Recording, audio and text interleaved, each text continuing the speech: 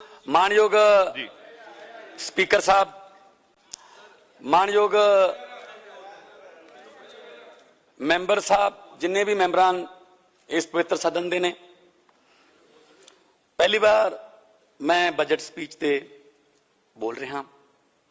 हालांकि बजट बारे लोक सभा च काफ़ी बाजवा साहब राज सभा च हुंदे सी बोलते रहे, पर विधान सभा च पहली बार मौका मिले। बहुत बहुत इस गल लई मैं पंजाब दे सूझवान लोगों का, वोटरां का धन्नवाद करदा कि उन्होंने भरोसा किया एक इहो जी गौरमेंट ते, एक इहो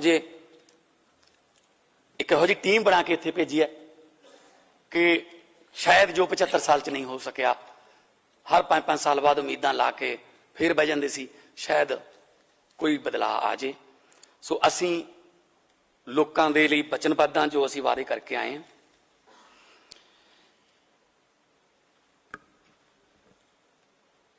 पहली गल तां मैं बधाई देनी चाहूँगा फाइनांस मिनिस्टर साहब नूं, जिन्हां ने इन्ना शानदार लोक पक्षी लोकां दा अपना बनाया होया बजट पेश किया है, जिहदे च कमी कड्ढण वास्ते भी शायद आपोजिशन वालियां नूं काफ़ी मत्था मारना पिया हो कि कोई तो देखो कुछ यार कुछ तो कड़ी हो, क्योंकि असी हैल्थ एजुकेशन नूं बारे गारंटियां दित्तियां सी, असी हैल्थ एजुकेशन नूं उपर लेके जाना चाहुंदे हां। असी बिजली की गारंटी दित्ती सी, पैसे जिथों मर्जी लियाइए 300 यूनिट फ्री होणगे। असी इन्हां वांगू ये कहा नहीं कर देंगे, असी इन्हां वांगू ये नहीं कहा कि 36,000 कामे कीते पक्के। जो पता लग्या कहते राजपाल कोल फैल पई है, फिर लिखने की लोड़ सी? ऐ लिख देंदे बसां दे पिछे कि 36,000 की फैल राजपाल नूं भेजी ना, कीते पक्के। आजूगी आजूगी अगर खैर साहब आज चुप चुप करके सुन लो हुण कृपा करके ना, हुण एक बार ना सुनने की हत्थ पाओ, गल गल ते पता करा लो, पता करा लो ना करो। सर तुसीं इदां किवें बोल सकदे हो जो मैं बोल रहा? मैं मानयोग खैरा साहब इस तरह नहीं इंटरप्ट नहीं होंगे जी। सीएम साहब खैरा साहब इंटरप्ट नहीं करना, किसी ने भी मानयोग मुख्यमंत्री साहब इंटरप्ट नहीं करना। ਅਸੀਂ ਲੋਕਾਂ ਲਈ ਵਚਨਬੱਧ ਹਾਂ। ਕਿਹਦਾ ਰਾਈਟ ਹੈ जो कुछ भी चेयर की इजाजत तो बिना किया गया रिकॉर्ड ना किया जाए। पता सानू किहदा राइट है, किहदी ड्यूटी है?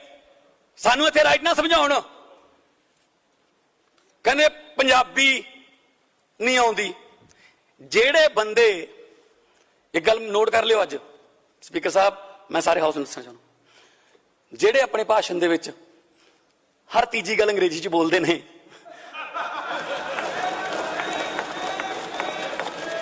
जेड़े भी ने जेड़े लोकां नूं नहीं कहंदे, लोगां नूं। लोग हिंदी का लफज है, लोग पंजाबी का लफज है, शायद अज तो बाद बदल जान। लोगां ने कहा पंजाबी की गल करते साडे नाल पढ़ के सनावरां च, पढ़ के दूना च, ते साडे सरकारियां नूं सानूं तुसीं पंजाबी सिखाओगे?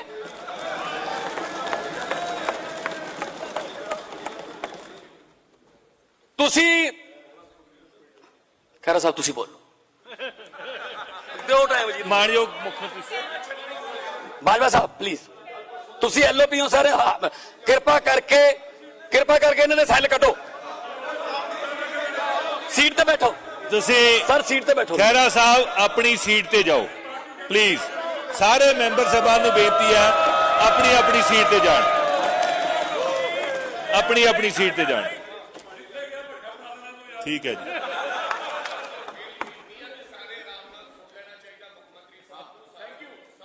सर तुसीं प्रधान हो इधर, कृपा करके जी।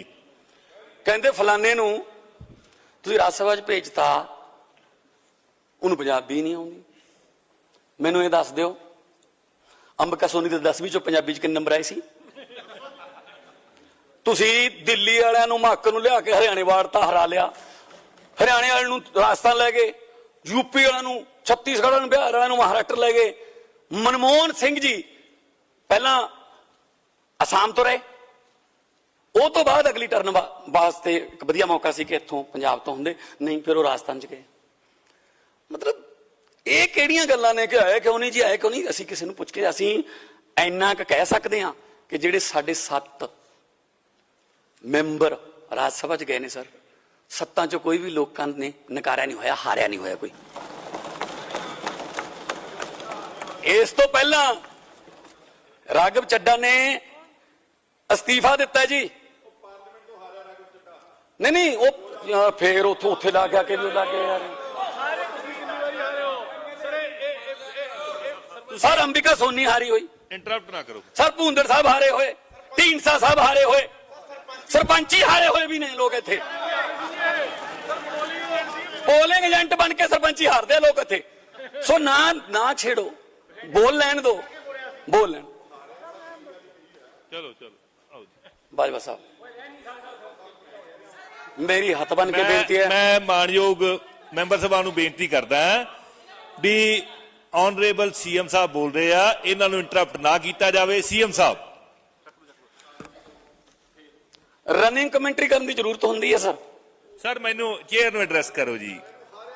ਚੇਅਰ ਜੀ ਸਰ ਰਨਿੰਗ ਕਮੈਂਟਰੀ ਕਰ ਰਹੇ ਨਾਲ ਸਰ, ਰਨਿੰਗ ਕਮੈਂਟਰੀ ਨਾ ਕੀਤੀ ਜਾਵੇ, ਕਿਰਪਾ ਕਰਕੇ ਰਨਿੰਗ ਕਮੈਂਟਰੀ ਨਾ ਕੀਤੀ ਜਾਵੇ। ਬਾਹਰ ਮੀਡੀਆ ਵੇਟ ਕਰੀ ਜਾਂਦਾ, ਤੁਸੀਂ ਜਾਓ ਉੱਥੇ ਬੋਲੋ। ਜੋ ਵੀ ਚੇਅਰ ਦੀ ਆਗਿਆ ਤੋਂ ਬਿਨਾਂ ਕਿਹਾ ਗਿਆ ਹੈ ਉਹ ਰਿਕਾਰਡ ਨਾ ਕੀਤਾ ਜਾਵੇ ਜੀ। ਸੋ ਸਰ, ਪੰਜਾਬੀ ਮਾਂ ਬੋਲੀ ਲਈ ਪੰਜਾਬੀ ਯੂਨੀਵਰਸਿਟੀ ਬਣੀ ਸੀ, ਪੰਜਾਬੀ ਮਾਂ ਬੋਲੀ ਦੇ ਪ੍ਰਸਾਰ ਲਈ। ਤੇ ਮੈਂ ਜਦੋਂ ਯੂਨੀਵਰਸਿਟੀ 'ਚ ਗਿਆ, ਕਿਉਂਕਿ ਮੈਂ ਵੀ ਉਸੇ ਯੂਨੀਵਰਸਿਟੀ ਦੇ ਅੰਡਰ ਕਾਲਜ ਸੁਨਾਮ, ਸ਼ਹੀਦ ਊਧਮ ਸਿੰਘ ਗਵਰਨਮੈਂਟ ਕਾਲਜ ਸੁਨਾਮ ਦੇ ਅੰਡਰ ਮੈਂ ਯੂਥ ਫੈਸਟੀਵਲਾਂ 'ਚ ਮੈਂ ਯੂਨੀਵਰਸਿਟੀ 'ਚ ਬਹੁਤ ਜਾਂਦਾ ਰਿਹਾ। ਬੜੇ ਕਮਾਲ ਦੀ ਯੂਨੀਵਰਸਿਟੀ ਔਰ ਬੜੇ ਬੜੇ ਕਲਾਕਾਰ ਪੰਜਾਬੀ ਯੂਨੀਵਰਸਿਟੀ ਨੇ ਪੈਦਾ ਕੀਤੇ। ਗੁਰਦਾਸ ਮਾਨ ਸਾਹਿਬ, ਬੜੇ ਬੜੇ ਹੋਰ ਰਾਈਟਰ, ਬੜੇ ਬੜੇ ਜਿਹੜੇ ਥੀਏਟਰ ਵਾਲੇ, ਬੜੇ ਬੜੇ ਆਰਟਿਸਟ ਪੰਜਾਬੀ ਯੂਨੀਵਰਸਿਟੀ ਨੇ ਪੈਦਾ ਕੀਤੇ। ਪਰ ਹਾਲਾਤ ਇਹ ਹੋ ਗਏ ਕਿ ਕਰਜ਼ੇ ਹੇਠ ਹੈ। ਅਨਾਉਂਸ ਕਰ ਦਿੰਦੇ ਸੀ, ਮਿਲਦਾ ਕੁਛ ਹੈ ਨਹੀਂ ਸੀ। ਜੇ ਵਿੱਦਿਆ ਹੀ ਕਰਜ਼ੇ ਹੇਠ ਆ ਗਈ, ਫਿਰ ਸਰ ਆਪਾਂ ਕੀ ਕਰ ਰਹੇ ਹਾਂ ਫਿਰ ਇੱਥੇ ਬਹਿ ਕੇ ਇੱਥੇ? ਜੇ ਸਾਡੀ ਐਜੂਕੇਸ਼ਨ ਕਰਜ਼ੇ ਹੇਠ ਹੈ, ਵਿੱਦਿਆ ਵਿਚਾਰੀ ਤਾਂ ਪਰ ਉਪਕਾਰੀ, ਵਿੱਦਿਆ ਮਨੁੱਖ ਦਾ ਤੀਜਾ ਨੇਤਰ ਇਹ ਕਿਹਾ ਜਾਂਦਾ ਹੈ। ਜੇ ਤੀਜਾ ਨੇਤਰ ਹੀ ਤੁਸੀਂ ਬੰਦ ਕਰ ਰੱਖਿਆ, ਫਿਰ ਤੁਸੀਂ ਐਜੂਕੇਸ਼ਨ ਵੱਲ ਧਿਆਨ ਹੀ ਨਹੀਂ ਦੇ ਰਹੇ। ਸਕੂਲਾਂ ਦਾ ਜਿਹੜਾ ਹਾਲ ਹੈ, ਜੋ ਸਰਕਾਰੀ ਸਕੂਲਾਂ ਦਾ ਔਰ ਪ੍ਰਾਈਵੇਟ ਸਕੂਲਾਂ ਦਾ ਗੈਪ ਹੈ, ਉਹ ਜੇ ਪੂਰੇ ਹੀ ਨਹੀਂ ਕਰ ਸਕਦੇ ਤੁਸੀਂ, ਜਿਵੇਂ ਦਿੱਲੀ ਦੇ ਵਿੱਚ ਕਰਤਾ, 4 ਲੱਖ ਬੱਚਾ ਦਿੱਲੀ ਦੇ ਵੱਡੇ ਵੱਡੇ ਕਹਿੰਦੇ ਕਹਾਉਂਦੇ ਪ੍ਰਾਈਵੇਟ ਸਕੂਲਾਂ ਚੋਂ ਹਟਾ ਕੇ ਮਾਪਿਆਂ ਨੇ 4 ਲੱਖ ਬੱਚਾ ਸਰਕਾਰੀ ਸਕੂਲਾਂ ਚ ਲਾਤਾ, ਕਿਉਂਕਿ ਐਜੂਕੇਸ਼ਨ ਬਦਲ ਗਈ। ਇੱਥੇ ਕੀ ਹੈ? ਇੱਥੇ ਅਸੀਂ ਉਹਨਾਂ ਨੂੰ ਮਾਰਕੀਟ ਬਣਾ ਕੇ ਦਿੰਦੇ ਆ। ਇਹ ਤੋਂ ਪਹਿਲਾਂ ਨਹੀਂ ਸਰਕਾਰਾਂ ਕੀ ਕਰਦੀਆਂ ਰਹੀਆਂ ਨੇ? ਮਾਰਕੀਟ ਬਣਾ ਕੇ ਦਿੰਦੀਆਂ ਨੇ। ਲਓ ਜੀ, ਸਰਕਾਰੀ ਹਸਪਤਾਲਾਂ 'ਚ ਇਲਾਜ ਅਸੀਂ ਕਰਤਾ ਬੰਦ, ਉੱਥੇ ਐਕਸਰੇ ਮਸ਼ੀਨਾਂ 'ਚ ਕਬੂਤਰਾਂ ਦੇ ਆਲਣੇ ਨੇ, ਆਓ ਜੀ ਪ੍ਰਾਈਵੇਟ ਵਾਲਿਓ, ਤੁਹਾਨੂੰ ਮਾਰਕੀਟ ਦੇਤੀ ਅਸੀਂ। ਉਹ ਆ ਗਏ ਸ਼ੀਸ਼ਿਆਂ ਵਾਲੇ 5 ਸਟਾਰ ਹਸਪੀਟਲ, ਉਹਨਾਂ ਦੇ ਮਾਲਕਾਂ ਨਾਲ ਹਿੱਸੇ ਪਾ ਲਏ। ਗਰੀਬਾਂ ਨੂੰ ਕੀ ਕਿਹਾ? ਇਲਾਜ ਕਰਾਉਣਾ ਤਾਂ ਇੱਥੇ ਦਿਓ, ਪੈਸੇ ਦਿਓ, ਨਹੀਂ ਮਰਨਾ ਤਾਂ ਮਰੋ। ਸੇਮ ਹੀ ਐਜੂਕੇਸ਼ਨ 'ਚ। ਲਓ ਜੀ, ਸਰਕਾਰੀ ਸਕੂਲਾਂ ਦੀ ਪੜ੍ਹਾਈ ਦਾ ਸਿਸਟਮ ਅਸੀਂ ਕਰਤਾ ਖਤਮ, ਆਓ ਵੀ ਪ੍ਰਾਈਵੇਟ ਵਾਲਿਓ, ਆਹ ਵੱਡੀਆਂ ਵੱਡੀਆਂ ਬਿਲਡਿੰਗਾਂ ਏਸੀ ਵਾਲੇ, ਆਹ ਤਾਂ ਬਹੁਤ ਛੋਟੀ ਹੈ ਬਿਲਡਿੰਗ, ਅਡੇ ਅਦੂ ਬਦੇ ਤਾਂ ਉਹਨਾਂ ਦੇ ਥੀਏਟਰ ਨੇ, ਆਓ ਜੀ ਫੀਸ ਦਿਓ ਇੰਨੀ, ਬੱਚੇ ਪੜਾਉਣੇ ਪੜਾਓ, ਨਹੀਂ 9ਵੀਂ 10ਵੀਂ ਕਰਾ ਕੇ ਚਲੋ ਆਟਾ ਦਾਲ ਸਕੀਮ ਚ ਆਓ, ਅਸੀਂ ਠੇਕਾ ਨਹੀਂ ਲਿਆ ਤੁਹਾਡਾ। ਪਬਲਿਕ ਨੂੰ ਇੰਨਾ ਮਤਲਬ ਕਿਸਮਤ ਤੇ ਛੱਡ ਦਿੱਤਾ ਗਿਆ, ਬੇਸਹਾਰਾ ਛੱਡ ਦਿੱਤਾ ਗਿਆ। ਆਹੀ ਦੁੱਖ ਲੈ ਕੇ ਰਾਜਨੀਤੀ ਚ ਆਏ ਜੀ। ਬਹੁਤ ਵਧੀਆ ਲੈਵਲ ਤੇ ਮੈਂ ਕਲਾਕਾਰੀ ਦੇ ਵਿੱਚ ਸੀਗਾ, ਮੈਨੂੰ ਕੀ ਲੋੜ ਸੀ ਸਰਕਾਰਾਂ ਨਾਲ ਮੱਥਾ ਲਾਉਣ ਦੀ? ਮੈਨੂੰ ਕੀ ਲੋੜ ਸੀਗੀ ਜਾ ਕੇ ਗਲੀਆਂ 'ਚ ਜਾਂ ਆਲੋਚਨਾਵਾਂ ਝੱਲਣ ਦੀ ਵਿਰੋਧੀ ਪਾਰਟੀਆਂ ਦੀ? ਕਰੀ ਜਾਂਦਾ ਮੈਂ ਵੀ ਕੰਮ। ਪਰ ਮੇਰੇ ਦਿਲ 'ਚ ਇੱਕ ਤਮੰਨਾ ਅੱਜ ਵੀ ਹੈ, ਅੱਗ ਅੱਜ ਵੀ ਬਲਦੀ ਹੈ ਕਿ ਭਗਵੰਤ ਮਾਨਾ ਹਾਸੇ ਵੀ ਉਦੋਂ ਹੀ ਚੰਗੇ ਲੱਗਦੇ ਨੇ ਜਦੋਂ ਲੋਕਾਂ ਦੇ ਚੁੱਲ੍ਹਿਆਂ 'ਚ ਅੱਗ ਮੱਚਦੀ ਹੋਵੇ। ਚੁੱਲ੍ਹਿਆਂ ਦੀ ਅੱਗ ਬੁਝ ਗਈ, ਮਾਰੇ ਗਏ ਗਰੀਬੀਆਂ ਨਾਲ, ਮਹਿੰਗਾਈਆਂ ਨਾਲ, ਬੇਰੁਜ਼ਗਾਰੀਆਂ ਨਾਲ, ਅਸੀਂ ਕਿਹੜੇ ਮੂੰਹ ਨਾਲ ਹਸਾਈਏ? ਫਿਰ ਸਮਾਜ ਹੱਸੂਗਾ ਵੀ ਉਦੋਂ ਜਦੋਂ ਉਹਦੇ ਕੋਲੇ ਹੱਸਣ ਵਾਲੇ ਹਾਲਾਤ ਹੋਣਗੇ। ਸਰ ਇੱਥੇ ਬਹਿ ਕੇ 5-5 ਸਾਲ ਆਪਦੇ ਮਹਿਲਾਂ 'ਚ ਫਿਰ ਆ ਕੇ ਚਲੇ ਜਾਂਦੇ, ਇੱਕ ਮੌਕਾ ਹੋਰ ਦਿਓ ਜੀ।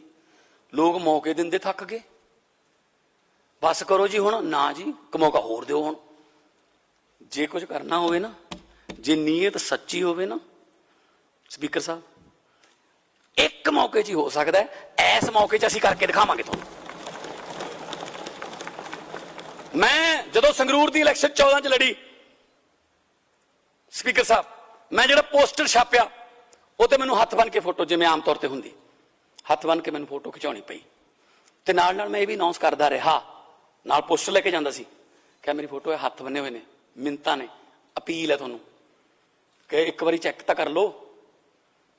ਲੋਕ ਕਹਿੰਦੇ ਠੀਕ ਹੈ। ਮੈਂ ਕਿਹਾ ਪਰ ਇੱਕ ਹੋਰ ਵਾਅਦਾ ਕਰਦਾ ਨਾਲ, ਜੇ 19 ਚ ਵੀ ਮੈਨੂੰ ਹੱਥ ਬੰਨ ਕੇ ਫੋਟੋ ਖਿਚਾਉਣੀ ਪੈਗੀ ਨਾ, ਲੱਖ ਲਾਹਨਤ ਹੈ ਫਿਰ ਮੇਰੀ ਰਾਜਨੀਤੀ ਤੇ। ਅਗਲੀ ਵਾਰ 19 ਚ ਫੋਟੋ ਐ ਸੀ ਸਰ, ਕੰਮ ਬੋਲਦੇ ਸੀ 5 ਸਾਲਾਂ ਚ। ਸੋ ਇੱਕ ਮੌਕਾ ਬਹੁਤ ਹੁੰਦਾ ਹੈ। ਉੱਥੇ 5-5 ਵਾਰੀ 7-7 ਵਾਰੀ MLA ਬਣ ਗਏ, ਚੇਅਰਮੈਨ, ਪਤਾ ਨਹੀਂ ਕੀ, ਘਰ ਦੇ ਦਿਓ ਜੀ, ਘਰ ਨੂੰ ਹਾਰ ਤਾਂ ਗਏ ਪਰ ਘਰ ਕਿਵੇਂ ਬਚਾਈਏ, ਇਹਦਾ ਮੈਨੂੰ ਖਾਦੀ ਬੋਰਡ ਚਲਾ ਦਿਓ ਜੀ। ਕਮਾਲ ਹੈ ਜੇ ਤੁਸੀਂ ਇੰਨਾ ਲੁੱਟ ਕੇ ਵੀ ਚੰਡੀਗੜ੍ਹ ਚ ਹਜੇ ਤੱਕ ਘਰ ਨਹੀਂ ਬਣਾ ਸਕੇ, ਉਹ ਵੀ ਹਜੇ ਸਰਕਾਰ ਦੇਵੇ, ਇਹ ਤਾਂ ਫਿਰ ਚੈੱਕ ਕਰਨ ਵਾਲੀ ਗੱਲ ਹੈ ਸਰ। ਫਿਰ ਕਰਾਂਗੇ ਚੈੱਕ ਇਸ ਤਾਂ। ਜਿਨ੍ਹਾਂ ਨੇ ਮਹਿਲ ਬਣਾਣੇ ਉਹ ਵੀ ਕਹਿੰਦੇ ਨੇ ਇੱਕ ਫਲੈਟ ਤਾਂ ਦੇ ਦਿਓ ਜੀ। ਲੈ ਹਾਂ, ਜਿਹੜਾ ਡਿਜ਼ਰਵ ਕਰਦਾ ਦੇਵਾਂਗੇ, ਕੋਈ ਪ੍ਰੋਬਲਮ ਨਹੀਂ।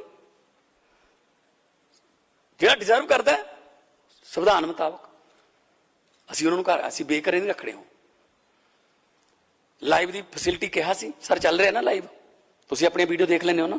ਇਸ ਵਕਤ ਬਹੁਤ ਸਾਰੇ ਚੈਨਲਾਂ ਤੇ ਵੀ ਲਾਈਵ ਚੱਲ ਰਿਹਾ। ਹੁਣ ਸਾਡੇ ਜਿਹੜੇ MLA ਨੇ ਉਹ ਸਾਡੀ ਸਰਕਾਰ ਤੇ ਸਵਾਲ ਕਰ ਸਕਦੇ ਨੇ, ਇਹ ਡੈਮੋਕ੍ਰੇਸੀ ਹੈ, ਕਰ ਸਕਦੇ ਨੇ, ਉਹਨਾਂ ਦਾ ਹੱਕ ਹੈ। ਪਹਿਲਾਂ ਤਾਂ ਸਿਫਾਰਿਸ਼ ਲਾਉਣੀ ਪੈਂਦੀ ਸੀ ਵੀ ਯਾਰ ਥੋੜਾ ਜਿਹਾ ਕਢਾ ਦਿਓ ਯਾਰ, ਜਿਹਨੇ ਕੀ ਕਿਹਾ ਸੀ, ਇਹਨੇ ਕੀ ਕਿਹਾ ਸੀ। ਹੁਣ ਸਿੱਧਾ ਜੀ ਪਾਰਦਰਸ਼ੀ, ਲੋਕਾਂ ਨੂੰ ਦੇਖਣ ਦਿਓ, ਪੰਜਾਬ ਦੇ ਲੋਕਾਂ ਨੂੰ, ਉਹਨਾਂ ਦੇ ਚੁਣੇ ਹੋਏ ਨੁਮਾਇੰਦੇ ਕੀ ਬੋਲਦੇ ਨੇ ਦੇਖਣ ਦਿਓ।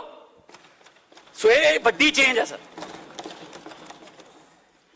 ਕਿਉਂਕਿ ਅਸੀਂ ਰੋਡ ਮੈਪ ਦਿੱਤਾ ਇੱਕ ਕਿ ਅਸੀਂ ਆਹ ਕਰਾਂਗੇ। ਬੇਹਿੰਮਤੇ ਹੁੰਦੇ ਨੇ ਉਹ ਜਿਹੜੇ ਬਹਿ ਕੇ ਸ਼ਿਕਵਾ ਕਰਨ ਮੁਕੱਦਰਾਂ ਦਾ, ਬੇਹਿੰਮਤੇ ਹੁੰਦੇ ਨੇ ਉਹ ਜਿਹੜੇ ਬਹਿ ਕੇ ਸ਼ਿਕਵਾ ਕਰਨ ਮੁਕੱਦਰਾਂ ਦਾ। ਉੱਗਣ ਵਾਲੇ ਉੱਗ ਪੈਂਦੇ ਨੇ ਸੀਨਾ ਪਾੜ ਕੇ ਪੱਥਰਾਂ ਦਾ। ਮੰਜ਼ਿਲ ਦੇ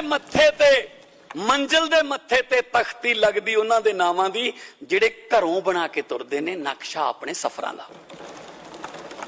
ਅਸੀਂ ਨਕਸ਼ਾ ਬਣਾ ਕੇ ਤੁਰੇ ਹੋਏ ਹਾਂ, ਮੰਜ਼ਿਲ ਤੇ ਪਹੁੰਚਾਂਗੇ ਜ਼ਰੂਰ। ਇਦੋਂ ਪਹਿਲਾਂ ਤਾਂ ਮੰਜ਼ਿਲਾਂ ਹੀ ਹੈ ਨਹੀਂ ਸੀ, ਕੋਈ ਉੱਧਰ ਨੂੰ ਫਿਰਦਾ, ਕੋਈ ਉੱਧਰ ਨੂੰ ਫਿਰਦਾ, 4 ਇੱਧਰਲੇ ਧੜੇ ਦੇ ਨੇ, 5 ਇੱਧਰਲੇ ਧੜੇ ਦੇ ਨੇ, ਉੱਥੇ ਲੜਾਈਆਂ, ਇਹਨੂੰ ਬਦਲ ਦੋ, ਆਹ ਨਾ ਬਦਲੋ, ਆਹ ਕਰ ਲੋ। ਲੋਕ ਕਹਿੰਦੇ ਅਸੀਂ ਇਸ ਗੱਲ ਤੋਂ ਕੀ ਲੈਣਾ ਯਾਰ, ਸਾਡਾ ਕੰਮ ਤਾਂ ਕੋਈ ਕਰ ਦੋ। ਸੋ ਇਸ ਕਰਕੇ ਅਸੀਂ ਨਕਸ਼ਾ ਬਣਾ ਕੇ ਚੱਲੇ ਹੋਏ ਹਾਂ। ਔਰ ਮੈਂ ਸਮਝ ਸਕਦਾ ਦਰਦ ਮੇਰੇ ਆਪੋਜੀਸ਼ਨ ਦੇ ਸਤਿਕਾਰਯੋਗ ਮੈਂਬਰਾਂ ਦਾ, ਮੈਂ ਦਰਦ ਸਮਝ ਸਕਦਾ। ਡਾਕਟਰ ਉਹੀ ਵਧੀਆ ਹੁੰਦਾ ਜਿਹੜਾ ਨਬਜ਼ ਦੇਖ ਕੇ ਦੱਸਦਾ ਵੀ ਆਹ ਟੈਸਟ ਕਰਾਉਣੇ ਪੈਣਗੇ। ਦਰਦ ਖਾਸਾ ਡੂੰਘਾ ਹੈ ਇਸ ਵਾਰ, ਕਿਉਂਕਿ ਖਾਸਾ ਲੰਬਾ ਚੱਲੂਗਾ ਇਹ। ਪਹਿਲਾਂ ਤਾਂ ਪਤਾ ਹੀ ਹੁੰਦਾ ਸੀ ਅਗਲੀ ਵਾਰ ਨਹੀਂ, ਆਪਣੀ ਵਾਰੀ ਹੈ, ਬਹਿ ਜਾਓ ਆਰਾਮ ਨਾਲ, 6 ਮਹੀਨੇ ਪਹਿਲਾਂ ਨਿਕਲਾਂਗੇ, ਆਪਣੀ ਵਾਰੀ ਹੈ। ਹੁਣ ਉਹ ਵਾਰੀਆਂ ਟੁੱਟ ਗਈਆਂ ਸਰ। ਹੁਣ ਇਸ ਵਾਰੀ ਦੇ ਵਿੱਚ ਵੜਨ ਵਾਸਤੇ ਬਹੁਤ ਵੱਡੀ ਹਿੰਮਤ ਦਿਖਾਉਣੀ ਪਊਗੀ, ਬਹੁਤ ਵੱਡੀ ਇਮਾਨਦਾਰੀ ਤੇ ਬਹੁਤ ਵੱਡੀ ਪਾਰਦਰਸ਼ਤਾ ਦਿਖਾਉਣੀ ਪਊਗੀ। ਖੂਹ ਦੇ ਵਾਂਗੂ ਮੁਹਤਾਜ ਨਹੀਂ ਹੁੰਦਾ, ਖੂਹ ਦੇ ਵਾਂਗੂ ਮੁਹਤਾਜ ਨਹੀਂ ਹੁੰਦਾ ਲਾਉਣ ਵਾਲੇ ਦਾ। ਚਸ਼ਮਾ ਜਿਹੜਾ ਧਰਤੀ ਚੀਰ ਕੇ ਫੁੱਟਿਆ ਹੁੰਦਾ, ਕਿ ਖੂਹ ਤਾਂ ਕਿਸੇ ਨੇ ਲਾਇਆ ਹੁੰਦਾ, ਉਹਨੂੰ ਬਣਾਇਆ ਹੁੰਦਾ। ਖੂਹ ਦੇ ਵਾਂਗੂ ਮੁਹਤਾਜ ਨਹੀਂ ਹੁੰਦਾ ਲਾਉਣ ਵਾਲੇ ਦਾ ਚਸ਼ਮਾ, ਜਿਹੜਾ ਧਰਤੀ ਦੀ ਹਿੱਕ ਚੀਰ ਕੇ ਫੁੱਟਿਆ ਹੁੰਦਾ ਹੈ। ਉਹ ਮੇਲਾ ਬਹੁਤ ਦੇਖਣਾ ਔਖਾ ਹੋ ਜਾਂਦਾ ਹੈ ਜਿਹੜਾ ਬੰਦੇ ਨੇ ਕਦੇ ਆਪ ਲੁੱਟਿਆ ਹੁੰਦਾ ਹੈ। ਆਹ ਹਾਲਤ ਹੈ ਸਰ। ਹੁਣ ਮੇਲਾ ਦੇਖਣਾ ਪੈ ਰਿਹਾ, ਲੁੱਟੀ ਕੋਈ ਹੋਰ ਜਾਂਦਾ ਹੈ, ਦੁੱਖ ਬਾਹਰ ਆਉਂਦਾ ਫਿਰ ਦੁੱਖ। ਸੋ ਇਸ ਕਰਕੇ ਸਰਕਾਰ ਕੋਲੇ 92 MLAs ਦਾ ਮੈਂਡੇਟ ਹੈ। ਅਸੀਂ ਮੈਂਡੇਟ ਮੁਤਾਬਕ ਕੰਮ ਕਰਾਂਗੇ। ਵਿਰੋਧ ਕਰਨ ਵਾਸਤੇ ਜੇ ਵਿਰੋਧ ਕਰਨਾ ਕਰੀ ਜਾਓ, ਸਾਨੂੰ ਉਹਦੀ ਕੋਈ ਅਸੀਂ ਪਰਵਾਹ ਨਹੀਂ ਕਰਦੇ। ਅਸੀਂ ਲੋਕਾਂ ਦੇ ਨਾਲ ਹਾਂ। ਔਰ ਸਾਰੇ ਪੁਆਇੰਟਸ ਜਿਹੜੇ ਨੇ ਅਮਨ ਜੀ ਨੇ ਸਾਡੇ ਬੁਲਾਰਿਆਂ ਨੇ ਸਾਰਿਆਂ ਨੇ FM ਸਾਹਮਣੇ ਸਾਰੇ ਦੱਸਤੇ ਨੇ ਕਿ ਕਿੰਨਾ ਕਿੰਨਾ। ਮੈਂ ਜ਼ਿਆਦਾ ਡਿਟੇਲ 'ਚ ਨਹੀਂ ਜਾਊਂਗਾ। ਹਾਂ, ਮੈਂ 2 ਸ਼ੇਰ ਸੁਣਾਤੇ। ਇੱਥੋਂ ਮੈਨੂੰ ਯਾਦ ਆ ਗਿਆ, ਇਦੋਂ ਪਹਿਲਾਂ 5 ਸਾਲ ਬਜਟ ਘੱਟ ਹੁੰਦਾ ਸੀ, ਮੁਸ਼ਾਇਰਾ ਜ਼ਿਆਦਾ ਹੁੰਦਾ ਸੀ। ਸੋ ਸਾਡੇ ਤਾਂ FM ਨੇ ਸਿਰਫ ਇੱਕ ਸ਼ੇਰ ਬੋਲਿਆ ਆਪਦੀ ਸਾਰੀ ਸਪੀਚ 2 ਘੰਟਿਆਂ ਦੀ 'ਚ। ਸੋ ਹੈ ਜੀ, ਹਾਂ ਜੀ, ਤੁਹਾਡੇ ਵੀ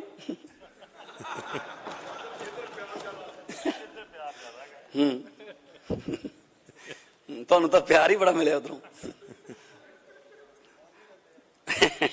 ਸੋ ਮੈਂ ਇਹ ਕਹਿਣਾ ਕਿ ਠੀਕ ਹੈ, ਸ਼ਾਇਰਾਂ ਦੀਆਂ ਬਹੁਤ ਵੱਡੀਆਂ ਵੱਡੀਆਂ ਗੱਲਾਂ ਲਿਖੀਆਂ ਹੋਈਆਂ ਨੇ।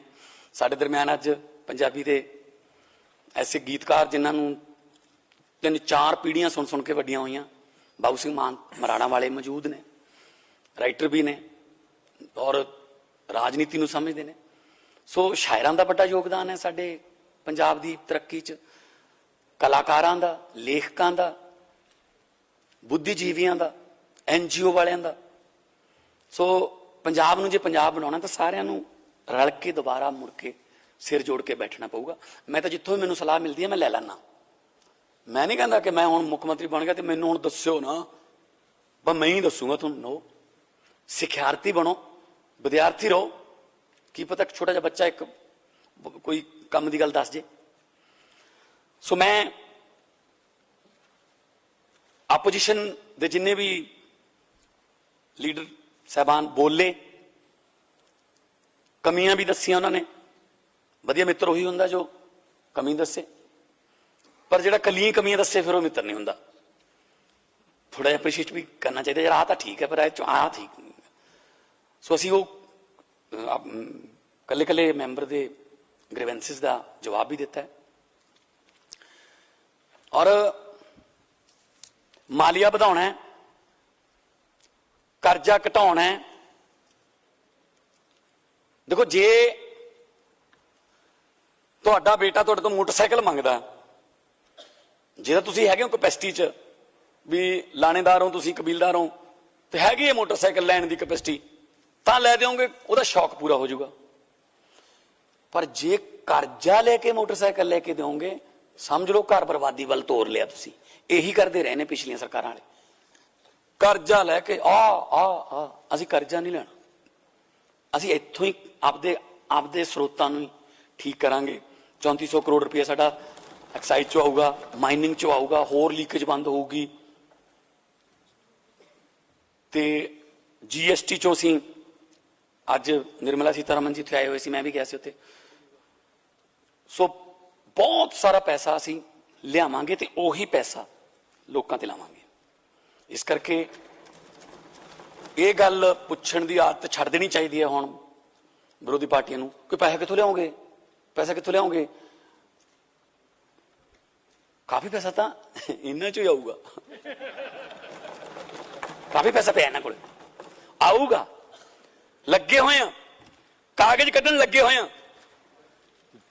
ਜਦੋਂ ਅਸੀਂ ਕੋਈ ਪਤਾ ਲੱਗਦਾ, ਪਹਿਲੀ ਗੱਲ ਤਾਂ ਇਹ ਅਸੀਂ ਕਿਸੇ ਦਾ ਨਾਂ ਨਹੀਂ ਲਿਆ, ਲੈ 2-3 ਐਵੇਂ ਹਾਈ ਕੋਰਟ ਜਾ ਵੜੇ, ਕਹਿੰਦੇ ਸਾਨੂੰ ਫੜਨ ਤੋਂ ਪਹਿਲਾਂ 7 ਦਿਨ ਪਹਿਲਾਂ ਦੱਸਿਓ ਜੀ। ਲੈ ਉਹਨਾਂ ਸਾਨੂੰ ਯਾਦ ਕਰਾਤਾ, ਅੱਛਾ ਇਹਨੂੰ ਫੜੋ ਫਿਰ ਯਾਰ, ਇਹ ਕੀ ਕਰਦਾ, ਕੀ ਰਿਹਾ ਹੈ।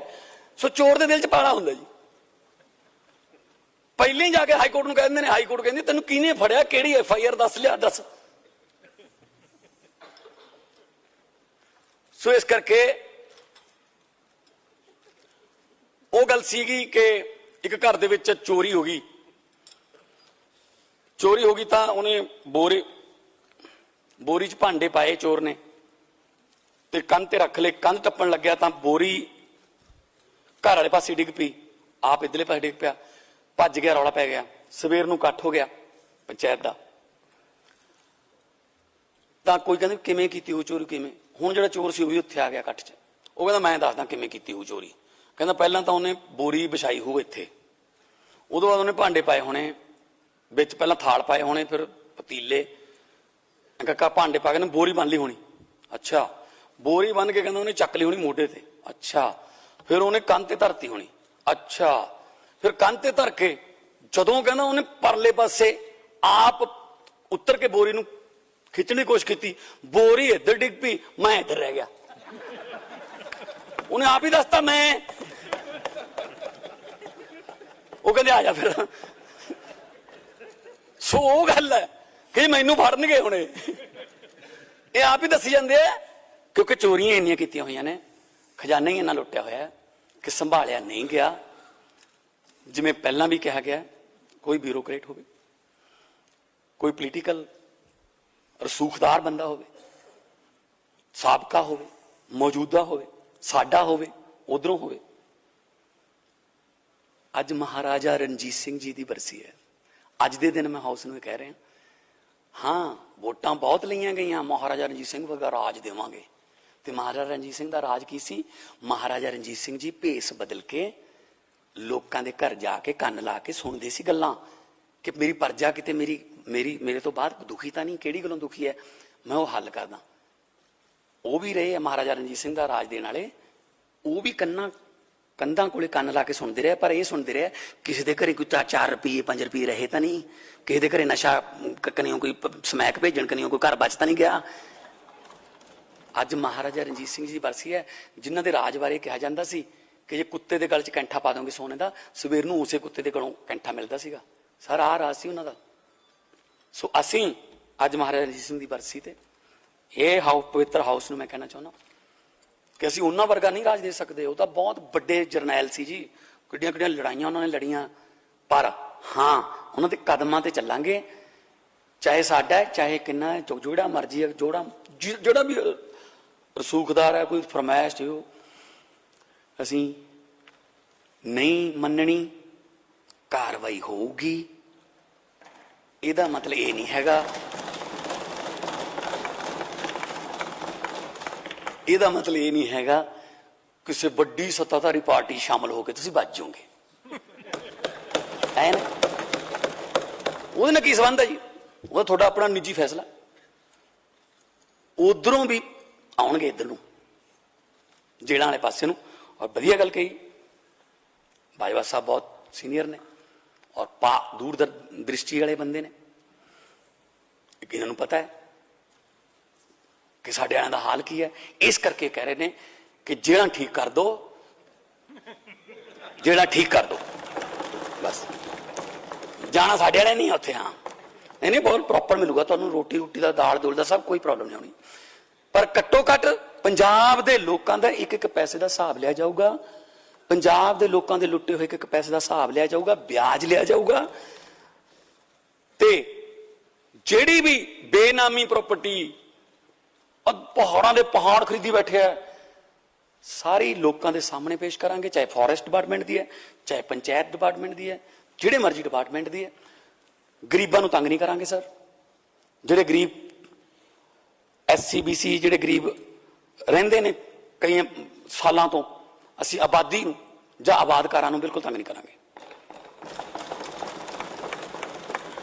ਕੁਝ ਮੇਰੇ ਕੋਲ ਕੱਲ ਫੋਨ ਵੀ ਆਏ ਬਜਟ ਬਾਰੇ ਕਿ ਜੀ ਮਹਿਲਾਵਾਂ ਨੂੰ ਜਿਹੜਾ 1000 ਰੁਪਏ ਦਾ ਵਾਅਦਾ ਕੀਤਾ ਉਹ ਕਦੋਂ ਪੂਰਾ ਕਰ। ਮੈਂ ਅੱਜ ਹਾਊਸ ਦੇ ਵਿੱਚ ਦੱਸਣਾ ਚਾਹੁੰਦਾ ਕਿ ਮੈਂ ਸੋਰਸਸ ਇਕੱਠੇ ਕਰ ਰਹੇ, ਡਾਟਾ ਬਣ ਗਿਆ ਸਾਰਾ, ਕਿੰਨੇ ਪੈਸੇ ਨੇ।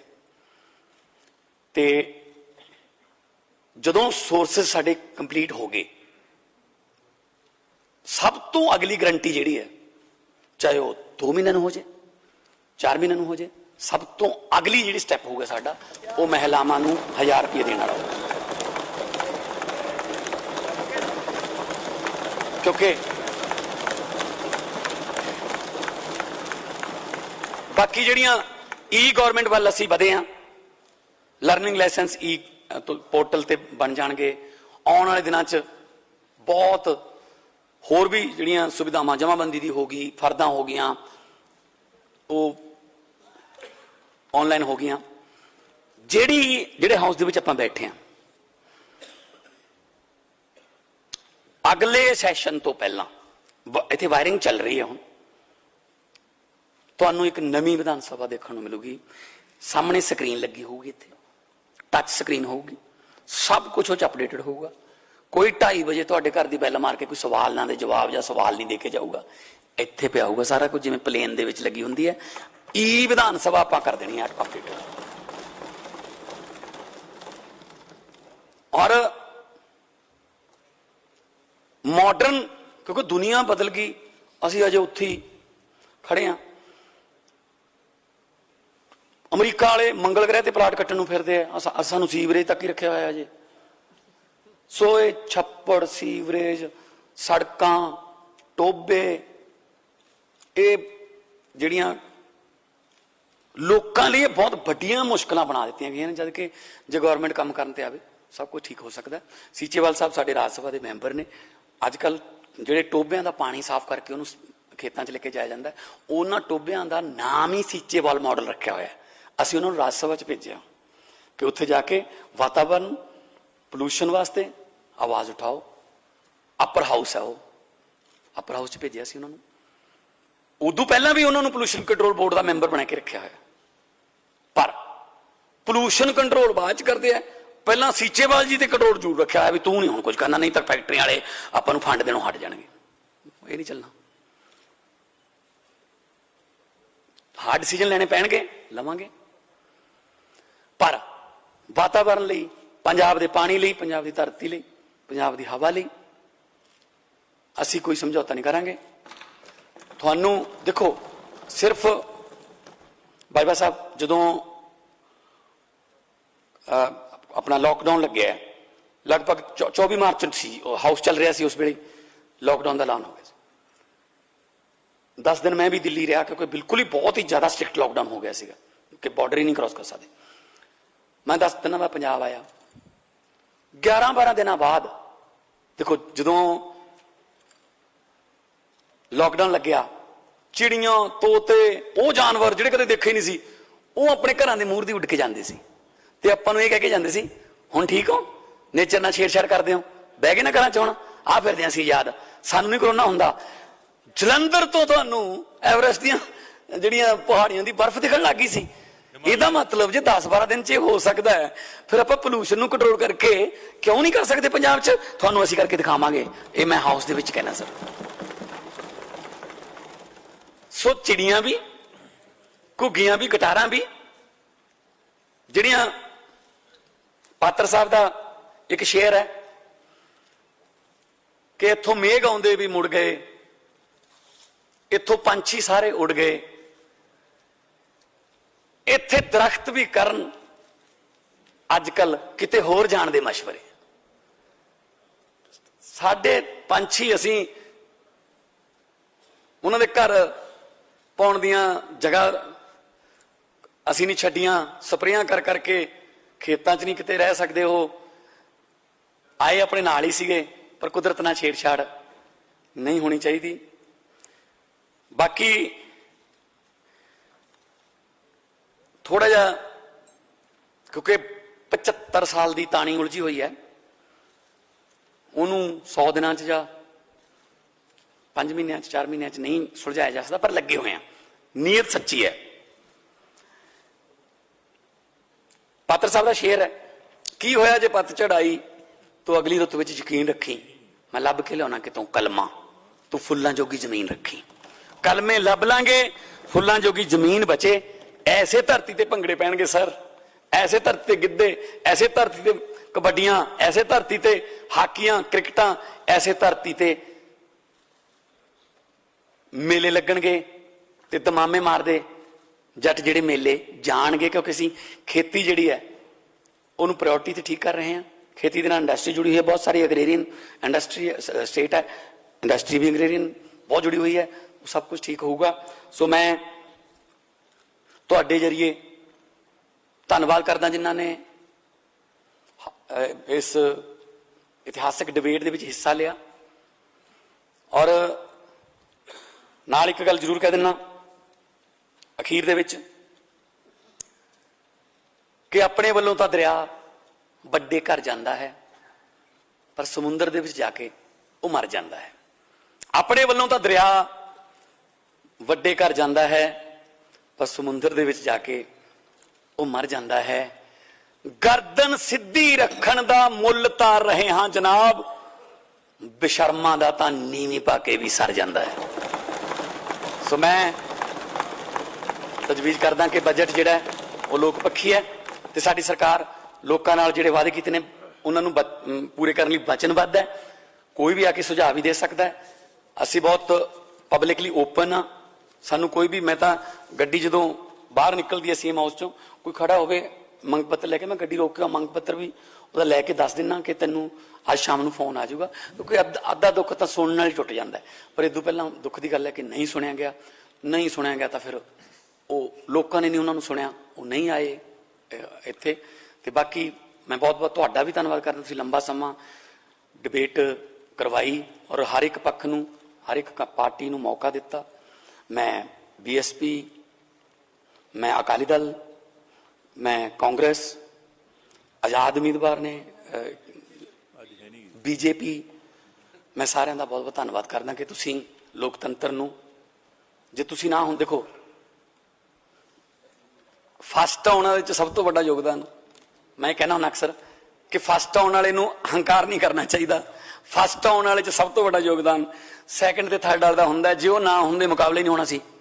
ਸੋ ਇਸ ਕਰਕੇ ਸੈਕੰਡ ਤੇ ਥਰਡ ਵਾਲਿਆਂ ਦੇ ਮੈਂ ਬਹੁਤ ਬਹੁਤ ਧੰਨਵਾਦ ਕਰਦਾ ਤੇ ਪੰਜਾਬ ਦੇ ਲੋਕਾਂ ਦਾ ਇਸ ਗੱਲੋਂ ਧੰਨਵਾਦ ਕਰਦਾ ਕਿ ਸਾਨੂੰ ਉਹਨਾਂ ਨੇ ਫਸਟ ਕੀਤੇ। ਬਹੁਤ ਬਹੁਤ ਧੰਨਵਾਦ ਸਰ। ਬਹੁਤ ਧੰਨਵਾਦ।